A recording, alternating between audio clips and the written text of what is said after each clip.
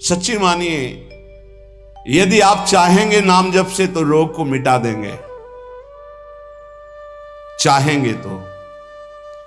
पूरे धन्वंतरी जी ने आयुर्वेद का शोध करके देखा तो जो औषधियों में शक्ति पाई गई उससे लाखों गुना बढ़कर के रोग मिटाने की शक्ति भगवान के नाम में पाई गई। जैसे किसी वैज्ञानिक कैंसर के विशेषज्ञ जब उन्होंने सरकार की बात सुनी कि दतून करते हैं ऐसे, तो उन्होंने कहा इसका विज्ञान सपोर्ट नहीं करता है, क्योंकि विज्ञान प्राकृतिक बुद्धि का सपोर्ट करता है। भजन बल से वो किसी के रोग नष्ट नहीं करते थे, बहुत दैन्यता से वो रोग, तो दया आ गई, करुणा आ गई, उस रोग को अपने ऊपर ले लिया और उसके रोग की निवृत्ति कर दी। जैसे भाई जी को करुणा आई, राधा बाबा के रोग को अपने ऊपर ले लिया, उनको रोग की निवृत्ति कर दी। ऐसे महापुरुष जन कर नाम से वो अपने रोग नहीं मिटा सकते थे क्या? अपना पैर कटवा लिया, अपना नहीं करते, क्योंकि लिया है उन्होंने स्वीकार। यही तो संत महापुरुषों की महिमा गाई गई है कि वो दूसरों के लिए अपने कष्ट को बढ़ा देते हैं और उनको पता नहीं है, उनको पता भी नहीं चल। राधा बाबा को तो श्री कृष्ण चंद्र जी ने कहा कि जो भाई जी महीनों से अस्पताल में पड़े, ठीक नहीं हो रहे, वो आपका प्रारब्ध भोग रहे। तब बाबा जाकर के बोले, भाई जी ने कहा क्यों व्यर्थ की बात कर। जब उन्होंने कहा नहीं श्री कृष्ण ने कहा है, तो उनका बाबा हमें कोई फर्क नहीं पड़ता, लेकिन आपको फर्क पड़ जाता, इसलिए हमने प्रारब्ध को आपके स्वयं ले लिया है। नाम जप से अच्युतानंद गोविंद नामोच्चारण भी सजात नश्यन्ति सकला रोगा सत्यम सत्यम वदाम्यहम्। अब आप एक प्रसंग पर ध्यान दीजिए, महाप्रभु चैतन्य देव के जब तीर्थ याटन में महाप्रभु चैतन्य देव विचरण कर रहे थे तो एक नगर में गए, जहां जाते थे हजारों लाखों लोग उनके दर्शन के लिए दौड़ पड़ते थे। महाप्रभु साक्षात प्रेम मूर्ति, और भगवान करुणा करके ऐसे रूपों में आते हैं जगत मंगल करने के लिए। हरि बोल, तो पूरा समुदाय भावावेश में हो जाता, हरि बोल, मोर प्राणनाथ कृष्ण, अश्रुप्रवाह तो सब विकल हो जाते। जैसे भरत जी चित्रकूट में सिया राम, तो पूरा चित्रकूट मानो सिया राम में हो गया हो। उस नगर के लोग परमानंद का लाभ लिए, महाप्रभु चैतन्य देव चल दिए। तो एक वासुदेव कुष्ठी थे जिनके गलित कुष्ठ शरीर में था, वो चल नहीं सकते थे, तो घुटनों के बले से रगड़ रगड़ करके वहां आए। जब वहां आए तो भीड़ लगभग जा रही थी, तो उनका कहाँ गए वो सन्यासी महापुरुष जिनके सब दर्शन करने आ रहे थे, मैं नीच भी दर्शन करने आया, कहाँ गए? बोले वो तो चले गए।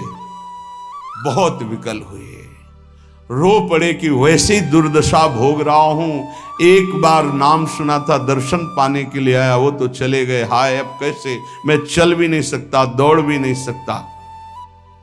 इतनी विकलता कि महाप्रभु एकदम खड़े हो गए और दौड़ पड़े वापस और लौट करके आए। ओ जे देखा सामने गौर वर्ण गौरांग महाप्रभु, चिल्ला कर रो पड़े, अरे करुणा में प्रभु। बोले सिर्फ आपके लिए आया हूं, सिर्फ आप। अब आप देखिए, महाप्रभु ने पकड़कर खड़ा किया, वो रो रहा, छुओ मत, मेरे शरीर में पीप है, दुर्गंध है, प्रभु मैं नीच हूं, छूने लायक नहीं। प्रभु ने खड़ा किया और ऐसे जीव ही गले से लगाया, वो तो चीख पड़ा, प्रभु आपके इस परम पावन देह के स्पर्श लायक ये दे नहीं, नाथ आपके शरीर में पीप लग जाएगी। महाप्रभु ने बिल्कुल नहीं सुना और ऐसे गले से लगाया और कहा, तुम्हारे स्पर्श से श्री कृष्ण के आलिंगन का सुख मिल रहा है। जे ही आंख खोलकर वासुदेव कुष्ठी ने देखा तो कहीं कोई कुष्ठ नहीं। वैज्ञानिक मानेंगे इसे? आप चैतन्य चरित्र में पढ़ लीजिए, जे ही महाप्रभु चैतन्य देव ने आलिंगन किया, एक भी कुष्ठ का दाग नहीं रह गया। क्या हुआ? कृष्ण नाम का प्रभाव। एक आत्महत्या करने जा रहे थे, गलित कुष्ठ था, भाई जी के पावन चरित्र में पढ़ लीजिए।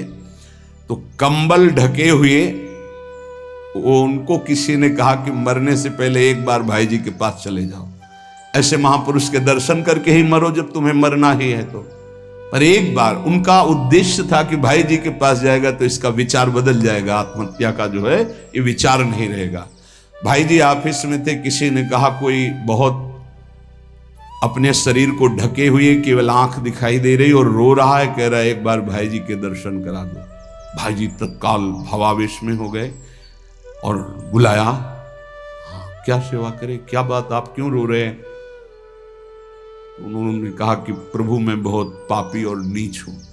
नहीं नहीं भाई ऐसा मत बोलो, क्या बात है, आप कंबल से अपना मुख क्यों ढके, हटाइए। तो जे भी हटाया तो घाव पीप पूरे शरीर में, गलित कुष्ठ, पापों का बड़ा भारी दंड। सहम गए देखकर भाई जी। उनका नहीं नहीं कोई बात। बोले बस मैं आपके दर्शन करके आत्महत्या करना चाहता हूं, कोई मुझे कहीं समाज में कोई ठौर नहीं, सब मुझे घृणा की दृष्टि से देखते हैं, इसलिए मैं अपने भाई जी ने कहा नहीं नहीं, तुम्हारे ऊपर श्री कृष्ण की कृपा है। ऐसे जे ही आलिंगन किया कुष्ठ गायब। चरित्र में पढ़ ले। क्यों? क्योंकि नाम जप है, संकल्प किया, उसके संपूर्ण पाप नष्ट हुए, भस्म हुए, रोग गायब। रोग कहां से होता है? पाप का दंड है रोग, खत्म हो गया। न शाम्ब व्याधिजम दुखम हेयम नान्यौषधैरपि हरिनाम औषधम पीत्वा व्याधिस्त्याज्यो न संशयः। कितना भी बड़ा रोग हो जो किसी और औषधि से न खत्म हो रहा हो और नाम जब किया जाए और संकल्प कर दिया जाए कि ये रोग ठीक हो जाए, तो हरिनाम औषधि से बड़ा असाध्य रोग भी ठीक हो जाता है। बोले कर लो अपनी किडनी ठीक, बीमार तो हो आप। तो सच्ची कहते हैं, वृंदावन में बैठे 100 के 100% में 1% भी इच्छा नहीं कि हमारी किडनी ठीक हो जाए। इससे बड़ा साक्षी हम नहीं दे सकते, क्योंकि वृंदावन हमारा प्राण सर्वस्व जीवन है। 1% 100 में नहीं कि ठीक हो जाए। जैसे चला रहे वैसे चलाओ, अब इससे हमें ठीक होने का तात्पर्य नहीं, क्योंकि जो ठीक होना चाहिए वो ठीक हो गया। हम भले हैं, बुरे हैं, नीच हैं, अच्छे हैं, जैसे हैं, अपनी प्रियाजू के ठिकाना मिल गया गोरे चरणारविंद का, इसलिए भी इसकी जरूरत नहीं है। आप चाहे 100 वर्ष रखो, चाहे 1 सेकंड में इसको बुला लो, कोई परवाह नहीं इसकी। 100 गोपाल शास्त्र नाम का रोज पाठ करते थे और गिरिराज जी की परिक्रमा करते थे, पूरा जीवन हो गया था और पैरालिस आदेश शरीर में उनके हो गया। लकवा जिसे कहते हैं, लकवा ही तो कहते हैं हिंदी भाषा। तो हरि बाबा, पूज्य उड़िया बाबा, ये सब जानते थे, इतने बड़े महापुरुष थे। उनके पास गए और कहा बाबा काहे को लीला कर रहे हो, अगर आप संकल्प करो तो पूरे भारत का पैरालिस ठीक हो जाए, आप अपने क्यों असमर्थ होकर पड़े हुए हो? तो उनका बाबा विनोद क्यों करते हो? क्या मच्छर मारने के लिए ब्रह्मास्त्र का प्रयोग किया जाता है? अरे ये शरीर छूटेगा आज नहीं तो कल, इसके लिए भगवान नाम और भजन का प्रयोग करें? नहीं। बाबा मुस्कुरा दिए।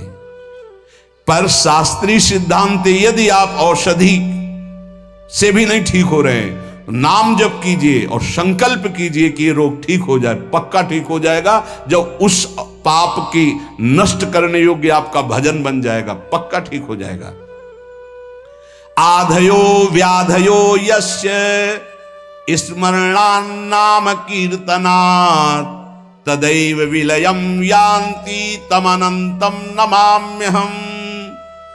जिनके स्मरण और नाम कीर्तन से संपूर्ण मानसिक चिंताएं, शारीरिक रोग और भी व्याधियां, वो सब नष्ट हो जाएंगी नाम से। मानसिक चिंताएं, कई लोग ऐसे आए कि मैं डिप्रेशन में था, जब से प्रवचन सुना, राधा राधा जपा, सब खत्म हो गया। बाहर से सुनकर राधा राधा खत्म हो जाए, अगर आपको कहीं ऐसा है, इसका मतलब आप बात ही नहीं सुन रहे, नाम ही नहीं जप रहे। अरे नाचने का मन होता है।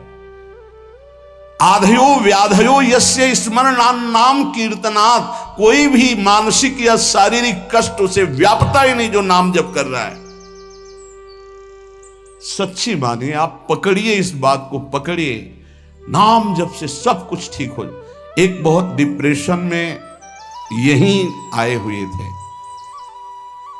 उनको हमने बताया सबके जूते साफ करो, यहां सबकी पादुका साफ करो, वाणी पाठ में बैठो और पाओ श्री जी की जूठन, ठीक हो जाओ। ये कोई आशीर्वाद नहीं था, ये पाप नष्ट करने की प्रक्रिया थी। जब आप सबकी पादुका साफ करोगे तो आपके सारे पाप नष्ट हो जाएंगे। पर देहाभिमान प्रबल, पादुका हम सबकी, ये बहुत बड़ी बात है।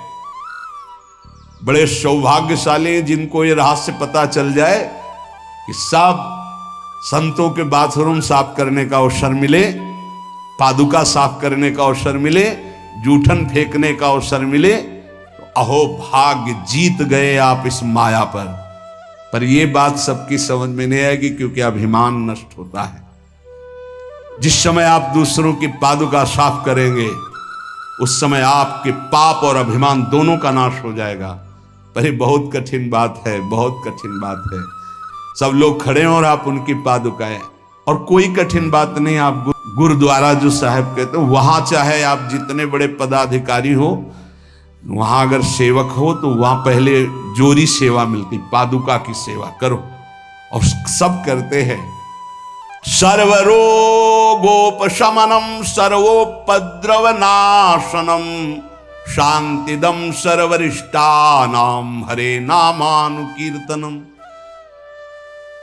गंगा के किनारे पूज्य हरि बाबा विचरण कर रहे थे तो 10 गांव के लोग एकत्रित होकर आए और कहा, बाबा गंगा जी जब बढ़ती तो पूरा हाहाकार मच जाता है, हमारे खेत बह जाते हैं, गांव पूरा जीना मुश्किल हो जाता है। ना कोई इस बात को समझ पा रहा है और ना हम में कोई सामर्थ्य है। बाबा कृपा करो, आपके पास तो बहुत लोग आते रहते हैं। हरि बाबा विश्व प्रसिद्ध महापुरुष थे, उड़िया बाबा सदैव साथ रहते थे। अनूप शहर, हरि बाबा ने सबकी करुण पुकार सुनी तो बाबा ने कहा, हाँ हमारे पास एक बहुत बड़ा पावर है, नाम। सुनो, सबको साथ देना पड़ेगा। क्या? बोले बालू का बांध बांधेंगे।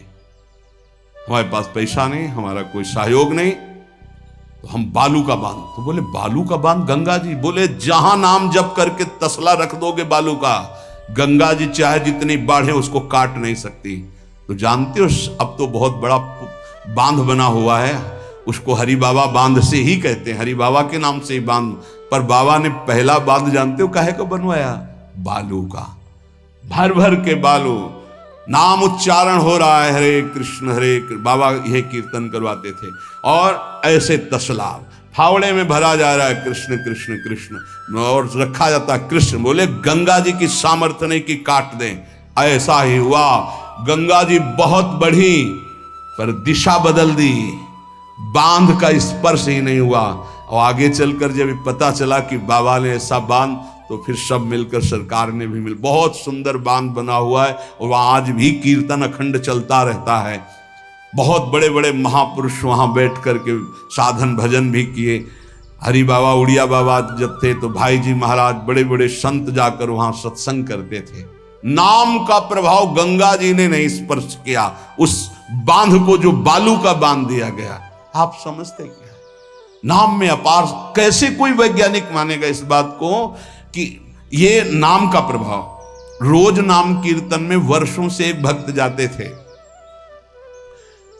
बाबा ने पूछा, देखो अगर संत किसी को पूछते हैं तो आप ये समझ लो कि आपके जन्म जन्मांतरों के सुकृत सफल हो गए कि आप उनकी स्मृति में हैं।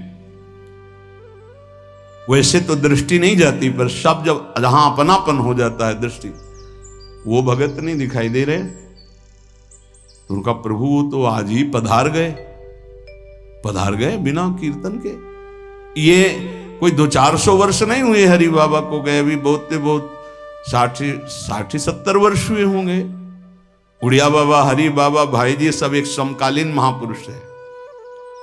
उनका बाबा, उनका तो विमान बन रहा है, वो तो दाह संस्कार के लिए ले जाए जाएंगे। बोले नहीं, पहले विमान यहां लाओ। बाबा घंटा बजा करके बोलते, हरि बोल। मारा घंटा में ध्वनि हरि बोल का, विमान की रस्सी खोल दो। 2-4 बार घंटा जे भी बजा उठ के बैठ गया। बोले ये कीर्तन के बिना कैसे जा रहे हो? अब आप ये वैज्ञानिक कोई मानेगा? ऐसा कैसे हो सकता है?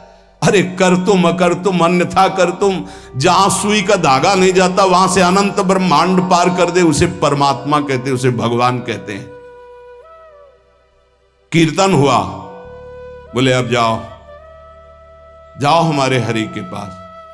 तत्काल मूर्छाई, शरीर छूटा, विमान पे चिता। ये हजारों की भीड़ के बीच में हुआ, कोई अकेले एकांत में नहीं हुआ। कई लोगों को प्रश्न हुआ कि बाबा की वास्तविक किडनी खराब है। किडनी के मरीज नहीं है, शरीर किडनी का मरीज है। लेकिन जब हम होते हैं तब किडनी के मरीज नहीं होते, और जब किडनी के मरीज होते तो हम नहीं होते। ध्यान रखना। अब ये तुम समझो, समझ पाओ तो समझ लो। इस समय हम मरीज नहीं हैं, इस समय डॉक्टर हैं हम। अभी जब इससे उतरेंगे तो मरीज हो जाएंगे, पकड़ लेंगे लोग, वहां खड़े करेंगे। ऐसे बैठे रहना, चलता रहेगा। ये केवल राधा नाम का प्रभाव समझो। ये केवल राधा प्रताप है, श्री जी का प्रताप है, ये नाम प्रताप है। जब साधु नहीं रहता ना तो उसकी जीवनी में लिखा जाता है, तो बोले अच्छा ऐसा था। और जब सामने है तब समझ में नहीं आता, माया समझने नहीं देती। यही माया का है कि जब तक श्री कृष्ण चंद्रजू अपने परिकर में रहे द्वारिकापुरी में, तो जल्दी कोई जान ही नहीं पाया कि ये द्वारिकाधीश बने हुए अनंत ब्रह्मांडों के स्वामी हैं। पक्का ऐसे ही भगवान और भक्तों की लीलाएं होती हैं। सच्ची कह रहा हूं, ये हमारी कोई महिमा नहीं है, राधा प्रताप है कि कैसी भी परिस्थिति हो, ये जस गवाना ये उनके प्रताप से हो। कौन सा ऐसा सर्व रोगापशमनम सर्वोपद्रव नाशनम शांति प्रदम सर्वरिष्टानाम हरिर नामानुकीर्तनम। कोई भी अरिष्ट ग्रह नक्षत्र भूत प्रेत, लोग कहते हैं हमारे घरों में बाहरी चक्कर है, 1 घंटा का नाम कीर्तन करवाओ, कोई चक्कर रह जाए तो बताना। नाम कीर्तन नहीं करवाओगे, पक्का हमें पता है। इसमें श्रद्धा हो सकती है तुम्हारी कि ले जाओ ये गाड़ देना घर में, लेकिन नाम कीर्तन जो लोक परलोक सर्व पाप का नाश करने वाला, नाम संकीर्तनम यस्य सर्व पाप प्रणाशनम, जहां तक नाम कीर्तन जाएगा वहां तक सबका मंगल होगा। मीरा जी को एक भूतिया घर में रखा गया कि अब ऐसे नहीं मरी तो यहां तो भूत ही मार डालेंगे। मीरा जी ने गिरधर को विराजमान करके जे भी धूप आरती की, धूप की गंध जितने भूतों को लगी सब परम पद के अधिकारी बन गए, सब परम पद के अधिकारी। क्या भगवत आराधना, कौन सा ऐसा अरिष्ट है जिसका नाश ना हो जाए, लेकिन कोई समझते नहीं। राधा राधा राधा नाम के बल से, भगवत चिंतन के बल से सब कुछ ठीक हो जाता है। सच्ची कह रहे, सब कुछ ठीक हो जाता है। संकीर्तमानो भगवान अनंतः।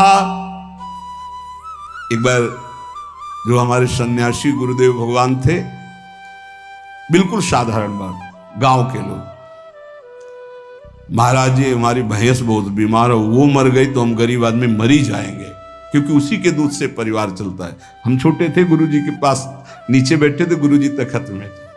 अरे भैया हम तो कोई पशु के डॉक्टर थोड़ी हैं। कहा स्वामी जी हमें पता है आप कर सकते हो। एक अपनापन होता है। तो ऐसे नारियल का कमंडल रखा था, उनका नारायण नारायण नारायण कटोरी में डाला और कहा लो भैंस को पिला देना। अरे भैंस ठीक हो गई। अब जितने भैंस और गाय के थे सब वहां भीड़ लगने लगी। गुरुजी ने कहा भैया पशु के डॉक्टर थोड़ी, वो बेचारा गरीब आदमी था, ऐसा कह रहा। संकल्प कर ले और संत कह दे तो क्या नहीं हो सकता, क्या नहीं हो सकता।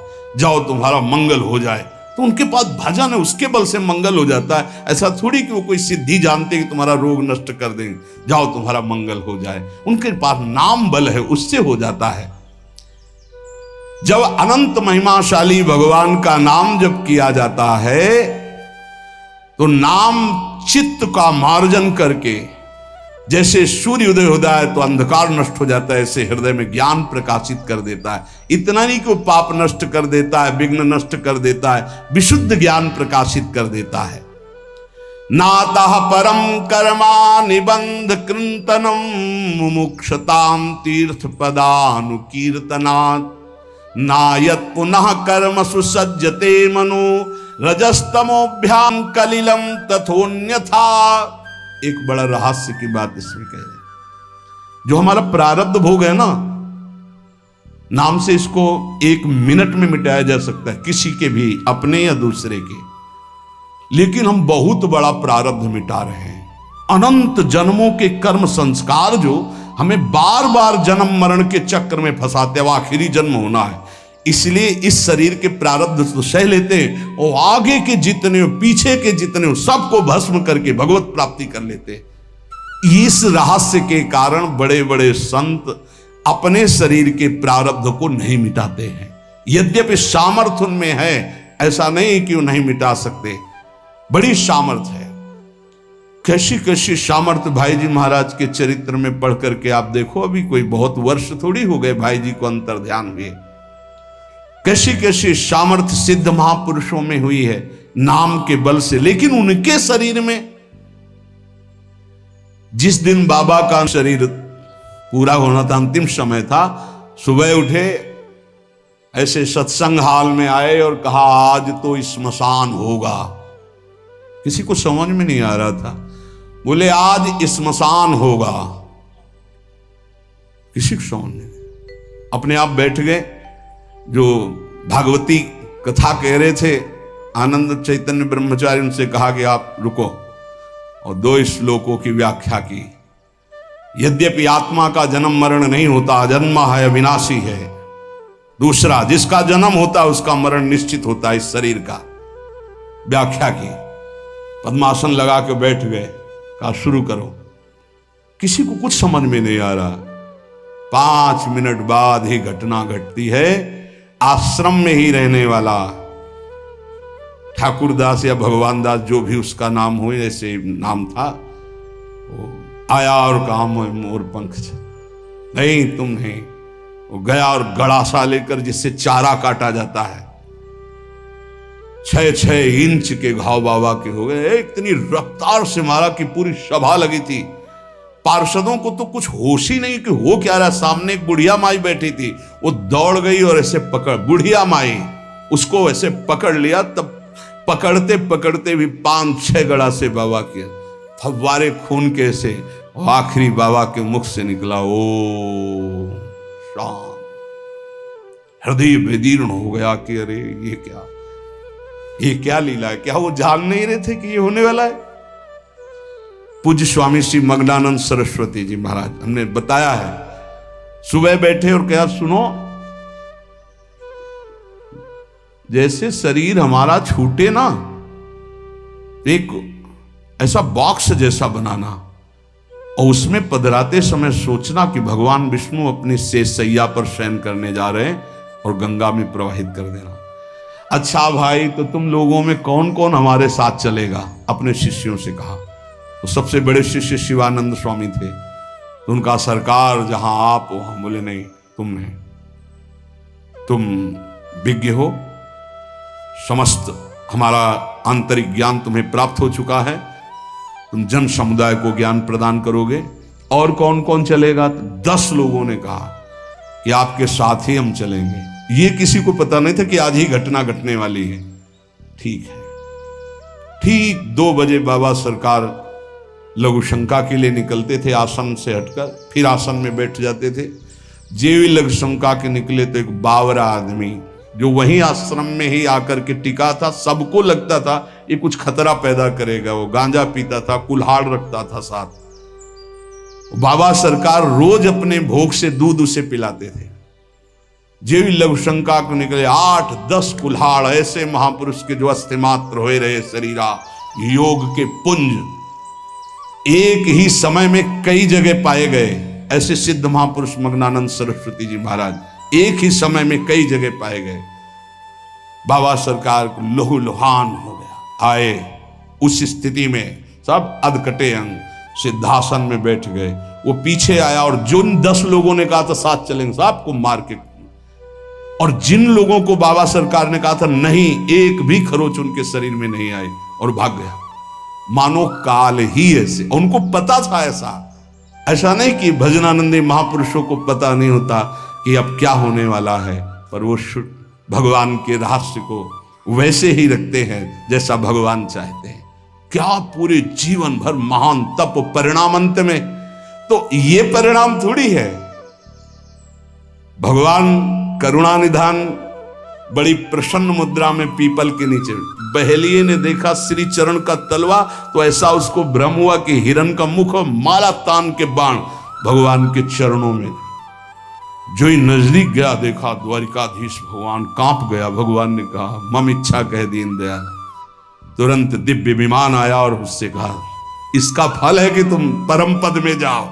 और भगवान अंतर्धान हो रहे, निमित्त बनाकर वो सशरीर भगवान अंतर्धान। भजन करने से इसका कोई लेना देना नहीं रहता कि शरीर को रोग है, कि शरीर कैसे छूटता है। इतने महामहिम बक्सर वाले पूज्य मामा जी महाराज, अद्भुत संत, जिनको मामा जी ही इसलिए कहा जाता था कि जानकी जी पर दृढ़ भाव था, मेरी बहन है, मेरे बहनोई राम जी हैं। शायद इनमें से किसी लोगों ने दर्शन किए, बहुत ही करुणामूर्ति। अगर कोई वैष्णव झुकता है तो लाठी रख करके प्रणाम करें। हमने काशी में और यहां वृंदावन में भी दर्शन, बड़ी सभा में सर्वश्रेष्ठ सम्मान दिया जा रहा था, और जब उनको बोलने को हुआ तो उन्होंने कहा मां अपने गोद पर बेटे को बैठा लेती तो ये कोई सम्मान बेटे का नहीं होता है, ये मां का दुलार होता है। ऐसे आप सब महापुरुषों ने ऐसी वाणी, ऐसी दैन्यता, और शरीर कैसे पूरा हुआ जानते हो। जा रहे थे भगवत कथामृत पान कराने, गाड़ी का ऐसे राधा अंतिम शब्द था, जो पास थे राधा, बरसाने से दर्शन करके गए थे, राधा गए। किस हेतु से कैसे जाते हैं इसका निमित्त नहीं, कहां जाते हैं ये बात है। श्री जी के पास गए। नाम सब साधनाओं की त्रुटि को पूरी कर देता है। इसीलिए कल शाम के बहुत आर्त भाव से कह रहे थे कि 10 मिनट घर में कीर्तन कर लिया करो। आपके कमरे का वातावरण भागवतिक हो जाएगा यदि आप कीर्तन कर लेंगे। पर सुन लीजिए हमारी बात, माइक से कह रहे हैं तो भी नहीं सुनाई दे रहा है, नहीं सुनाई दे रहा है, इसका मतलब आप कर नहीं रहे। अगर करते हैं तो सुन रहे हैं आप। 10 मिनट आप चाहे गृहस्थ हो चाहे विरक्त हो, 10 मिनट कीर्तन कर लीजिए, आपकी कुटिया का वातावरण भागवतिक हो जाएगा, कोई आपको मानसिक विघ्न नहीं होगा। 10 मिनट कीर्तन कीजिए, अगर आप मान ले तो निर्विघ्न आपका समय जाने लगेगा। 24 घंटे में एक बार आपकी कुटिया में ताली या मंजीरा बजना चाहिए और जोर से नाम होना चाहिए, राधा राधा या राधा वल्लभ श्री हरिवंश, या जो और अन्य उपासना वाले हैं अपने उपास्य देव का नाम कीर्तन। जिस कुटिया में रोज नाम कीर्तन होता है उस कुटिया में कोई भी किसी अन्य के परमाणु हमें विक्षेप नहीं डाल सकते। ये रहस्य की बात है, पर कैसे मानोगे? तुम्हारा मन तुम्हारे ऊपर शासन किए तो हमारी बात नहीं मानोगे। यदि हमारी बात आपके ऊपर शासन कर जाए तो आज से शुरू कर दोगे। आपकी कुटिया में 10 मिनट कीर्तन की ध्वनि होनी चाहिए।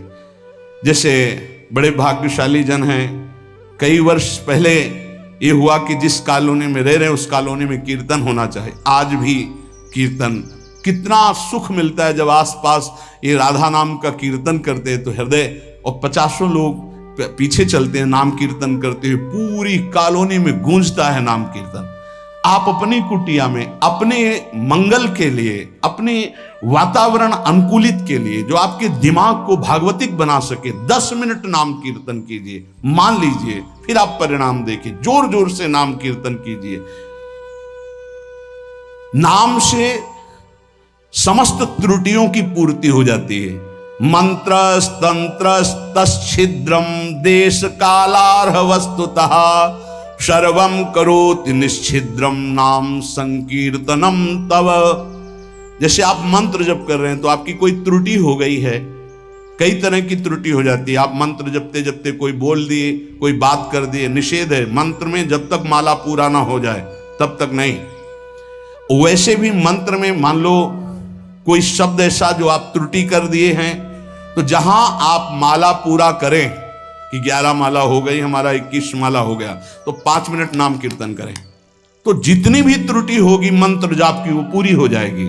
ऐसे ही यज्ञ है, कुछ भी अनुष्ठान है, उस अनुष्ठान के बाद 10 मिनट नाम कीर्तन कीजिए, वो पूर्ण हो जाएगा। कोई भी त्रुटि आपके फल में बाधा नहीं पहुंचा पाएगी यदि नाम कीर्तन हो जाता है हर अनुष्ठान के बाद।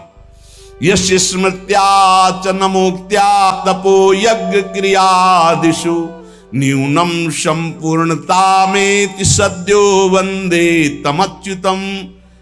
कोई भी सत्कर्म में न्यूनता हो गई हो, नाम कीर्तन बाद में कर लो, उसकी पूर्ति हो जाएगी। भगवान अच्युत का नाम सर्व मंगल करने वाला है। भगवान का जो नाम जब करता है तो भगवान उसके ऋणी हो जाते हैं, भगवान ऋणी हो जाते हैं। क्या या बकाया रह गया जब भगवान ऋणी हो गए? आप राधा राधा राधा प्रियालाल ऋणी हो जाएंगे। जिस समय गोपीजनों से प्रेम विवश होकर भगवान कहते तो कहते मैं बहुत काल तक आपकी सेवा करूं तो भी आपके ऋण से उऋण नहीं हो सकता। क्यों? क्योंकि हर समय गोपी नाम जप कर रहे हैं, हर समय प्रभु का चिंतन कर रहे हैं। ये जीवन का परम साधन, परम लाभ है यही। गीत्वा च मम नामानि नर्तयेन् मम सन्निधौ इदं ब्रवीमि ते सत्यम कृतोहम तेन चार्जुन। ये जैसे नृत्य होता है ना, तो जो दुर्भागी है ना वो उपहास करते हैं हर वैष्णव के नृत्य को। भगवान यह कह रहे हैं गीत्वा च मम नामानि नर्तयेन् मम सन्निधौ। मीरा जी पूरी रात रात नृत्य करती थी गिरधर के सामने कीर्तन करते हुए। ये अपने लोग जो राधा राधा नाम कीर्तन करके नृत्य करते, तो गीत्वा च मम नामानि, जो मेरे नाम का गायन करते हुए, नर्तयेन् मम सन्निधौ, मेरे सानिध्य में नृत्य करता है, तो इदम ब्रवीमि ते सत्यम। वैसे भगवान के वचन सत्य होते हैं, पर यहां प्रमाणित कर रहे हैं मैं सत्य कहता हूं, कृतोहम तेन अर्जुन, मैं बिक जाता हूं उनके लिए। ये लोग भगवान को खरीदने का उपाय नाम कीर्तन करते हुए भगवान के सामने नृत्य करना। मैं उनका बिका हुआ दास हो जाता हूं। अच्युत भगवान, अजित भगवान कह रहे हैं जितम तेन जितम तेन जितम तेनेति निश्चितम जिह्वाग्रे वर्तते यस्य हरिरित्यक्षरद्वयम्। मैं उसके हाथ बिक जाता हूं, बिक जाता हूं, बिक जाता हूं। मुझे वो जीत लेता है, जीत लेता है, जीत लेता है 3 बार। किसका? बोले जिसकी जिह्वा के अग्रभाग पर मेरा नाम विराजमान रहता है। जीत गया वो, मेरे से जीत गया। माया से जीतने की क्या बात। चाहे जिस देश में हो, चाहे जिस स्थान में हो, चाहे जैसी अवस्था में हो, अपवित्र ही क्यों ना हो, यदि नाम कीर्तन कर रहे हो,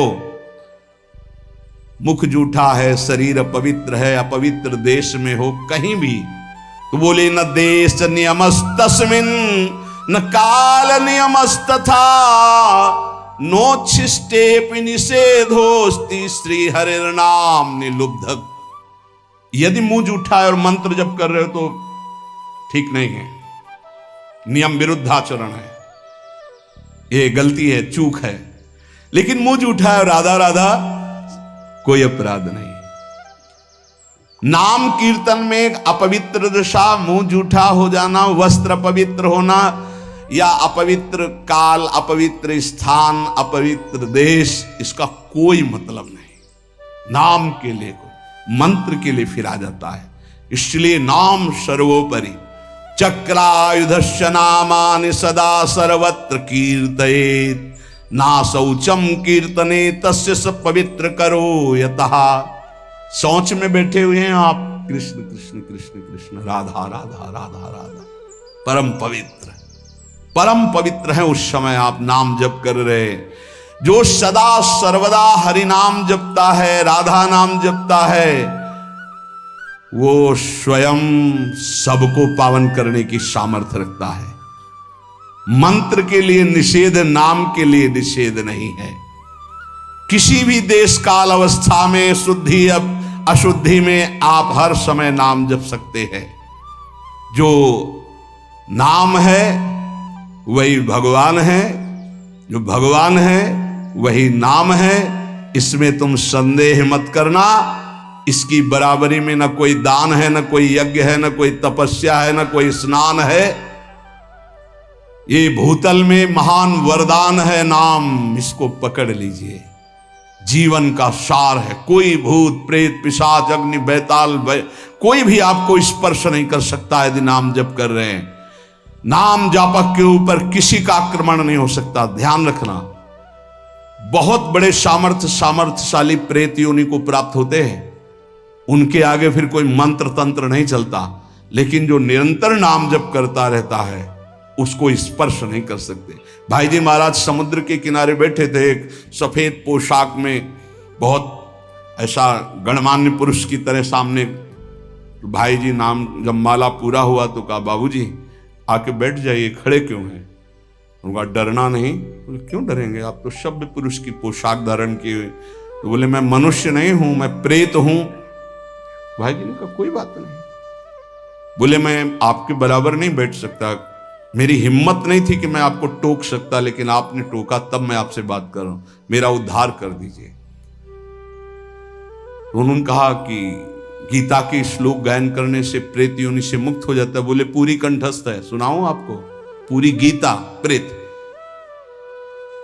उन्होंने कहा मैं साधारण प्रेत नहीं हूं, मैं बहुत अच्छा साधक हूं, समस्त शास्त्रों का ज्ञान रखता हूं और ये मैं जानता हूं कि आप ही मेरा उद्धार कर सकते हैं। मेरे से कुछ त्रुटियां हो गई जिसके कारण मैं प्रेत योनि को प्राप्त हुआ। तो भाई जी ने कहा फिर मैं श्री कृष्ण से उपाय पूछता हूं।